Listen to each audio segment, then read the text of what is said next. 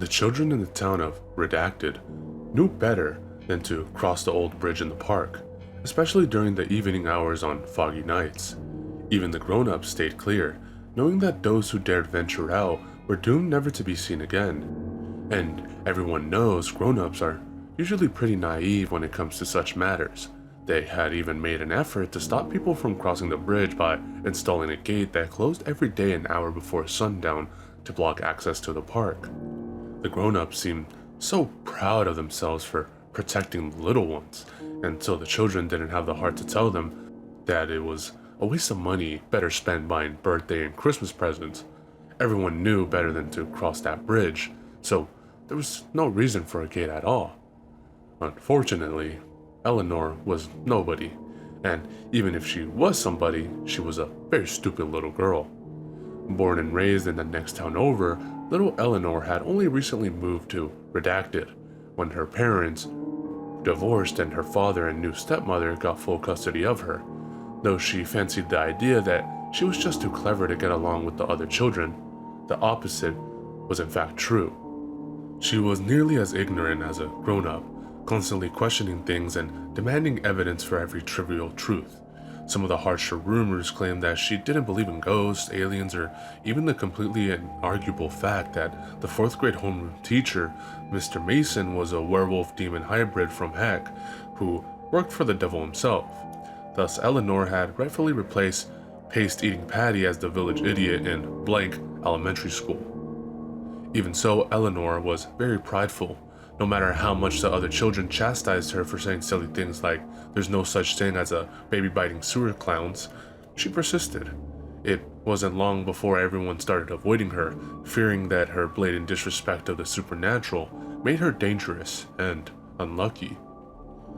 At first, Eleanor didn't seem to mind too much, as her vanity deluded her into thinking she was better off alone anyways, since apparently she was just so much more intelligent than all the other children. Still, even nobodies get lonely, and so when she heard the other children discussing the matter of the old bridge in the park, she couldn't help but to butt in. Oh, come on, how is the bridge going to eat children? It's just a bunch of stones. The children had heard her say many strange things, but now she had gone too far. Even the grown-ups knew how dangerous the old bridge was. A few of the kinder, more patient ones gave Eleanor a pitiful glance, reminding themselves that she didn't know any better. But while things like Mr. Mason and the sewer clowns were survivable, the old bridge in the park promised at least a 1,000,000,000% chance of never being seen again. Sure, the children hated Eleanor, but they wouldn't wish such a fate upon even the worst of little girls. They begged and pleaded with her to drop the subject as she demanded proof and credible sources of information. Some were valiant enough to promise to invite Eleanor to their birthday parties if she'd only promised never to cross the bridge. But stubborn little Eleanor didn't listen to reason or bribery. She swore to them that she'd prove that the old bridge was nothing to fear using a hand-me-down video camera she'd received on her 9th birthday. "Tonight, I'm going to cross that old bridge," she said, "and then you'll all see how foolish you are." There was no way to stop her from killing herself without putting some effort into trying. Distraught, the sweet and generous children of Redacted decided they'd try to be nice to Eleanor on her last day alive, including Patty, who wasn't too keen on being the stupidest child in school again, by not stealing the dessert from her lunch or throwing worms at her during recess. Eleanor didn't appreciate their efforts. That night, she snuck out of the safety of her home, biked to the park, and struggled over the gate. It was particularly foggy, and it took her longer than expected to get to the bridge. Apparently, the gate wasn't the only precaution the grown-ups took. They had also changed the paths around so that the only way to get to the bridge was by following the winding deer paths to the marshy woods. It was eerily quiet. No owls hooted and no crickets chirped. Any reasonable person would have recognized the silence as an omen of horrible tragedy to come, but not a girl who denied even the existence of moon vampires. Armed only with her reckless self-confidence and a flashlight, Eleanor walked to her own demise. By the time she found the bridge, it was nearly 10:15, widely known in the town of Redacted to be the most sinister of times. Obviously, this was true. Why else would the grown-ups rush them to the rooms and demand they sleep until the sunrise promised their safety?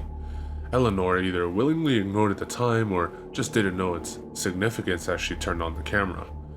Eleanor gave a cheery smile into it and said her hellos, almost passing as a normal little girl, until going into a smug little rant about how stupid she thought everyone was and how she couldn't wait to see the looks on their faces when she proved to them that she was right. She was so self-satisfied that God himself probably considered striking her down with a lightning bolt for being so prideful, but then decided he was better off not wasting his precious time. She lifted her foot to step onto the bridge but hesitated, as if, just for a second, the ignorance clouding her mind had cleared. It wasn't too late to turn back. If she chickened out now, the other children would surely only make fun of her cowardice for a few weeks, and as a bonus, she'd not suffer what was most likely a horrible death. After an agonizing 12 seconds of thought, Eleanor put her foot down on the stone of the bridge. When she wasn't immediately exploded into confetti or elsewise injured, she let out a whoop of celebration and started bragging incessantly to the camera. Meanwhile, God was probably reconsidering his leniency. As she walked on, she prattled onto the camera and bragged about how clever she was. All in all, it took nearly 5 minutes of self-righteous babbling before Eleanor realized something was amiss. "This is a very long bridge, isn't it?" Thinking she had misjudged the width of the river, Eleanor peeked over the railing, only to see there was nothing below her. "And it's so foggy, I can't see a thing. Maybe people have gone missing because they fell off." Despite her efforts to see the river, she couldn't even hear it. No matter how much she tried to clean and pop her ears, the fog made it impossible to find it. But it had to be there, right? She continued on, every step making her more and more anxious. At this rate, her camera was going to run out of batteries. Any rational person would have turned tail and run screaming like a banshee that had stepped on a Lego. But again, Eleanor hesitated. She checked the time on the watch she had borrowed from her stepmother as if it would tick out. Nope, everything is perfectly normal. Do carry on, in Morse code. This must be broken. Surely I've not been walking for a whole 30 minutes.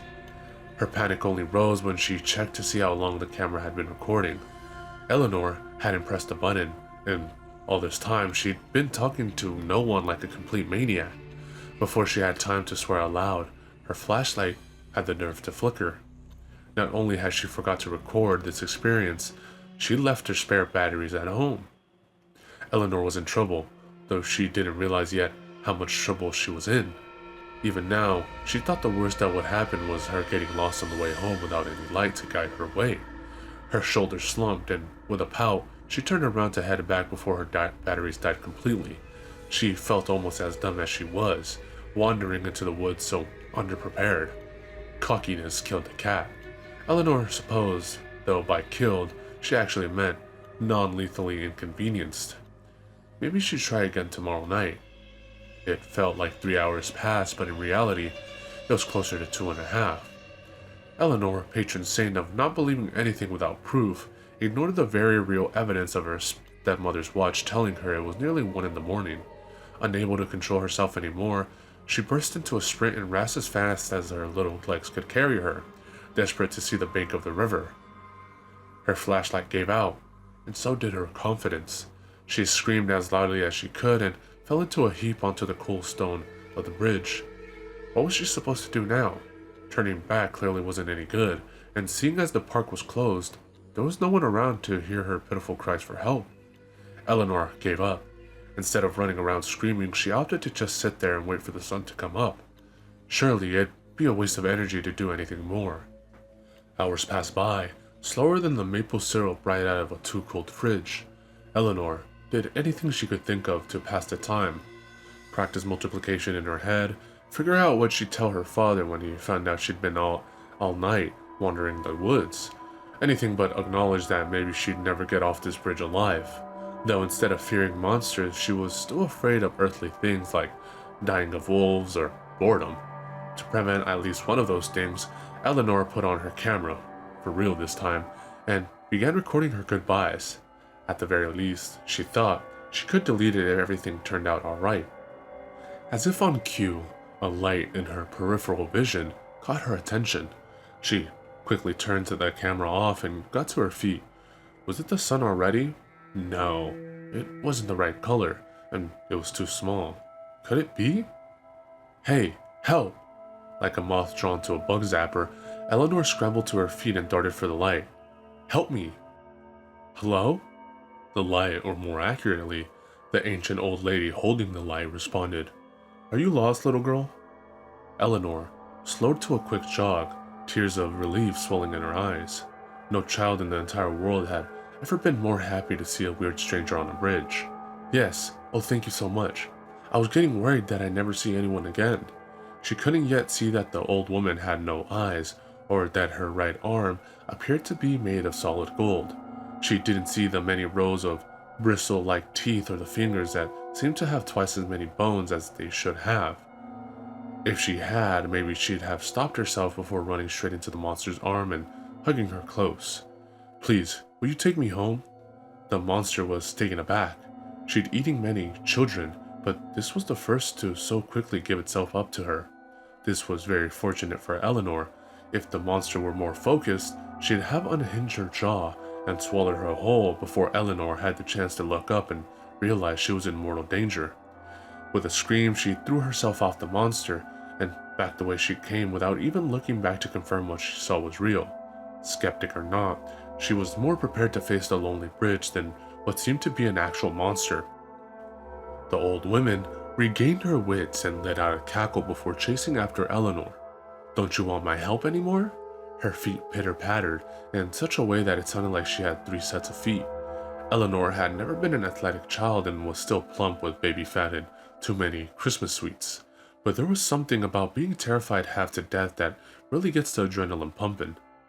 Slow down, sweetie. It's been too long since I had a good meal. I can't keep up. Eleanor never listened, but for once, it did her some good. Her lungs burned as she gasped in enough air to propel her into safety. Though she didn't know it, the other children's carefulness was saving her. The monster was weak enough from hunger that she actually stood a chance of surviving. She was panting too hard to hear that the river was babbling below. Her eyes were too clouded with tears for her to see the sun was rising and the fog was fading away.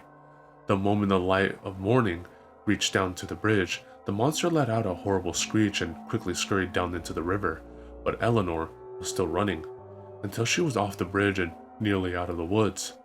Finally, she slowed to a walk and let her lungs rest. She'd done it. She survived the old bridge. With a start, Eleanor looked at the camera and nearly sobbed with joy. The whole thing had been recorded. There was concrete proof of the horrible monster and her escaping. Heck, she had really only screamed the one time, so she probably looked pretty brave. The other children would be so impressed with her. Her tearful rejoicing settled into a worried frown. If this was true, then what else? Was Mr. Mason really a demon? Did she really have to worry about sewer clowns and moon vampires and ghosts? Heck, it didn't matter. All that mattered was that she survived, and if she could survive that, she could survive any crazy old thing. Her confidence rose again. No longer was she blind to the world around her. Now she knew better, and she'd use her knowledge for good. Where did that bridge monster come from? Clearly it was weak to sunlight and could only live in the darkness. Maybe she could destroy it, but she would need help. The other children knew things, but they were too afraid to fight them. It was time for that to change. Things in this town were going to be completely different from now on. Together, they would rid the place of whatever monsters may plague it. Eleanor sprinted off the bridge and through the woods, breaking out into the road leading back home. Blam! The truck had seemingly come out of nowhere, flattening Eleanor before she knew what hit her. Literally. Thus, the first child ever to survive the crossing of the old bridge died, not because of the monster that haunted it, but because they were too stupid to look both ways before crossing the street.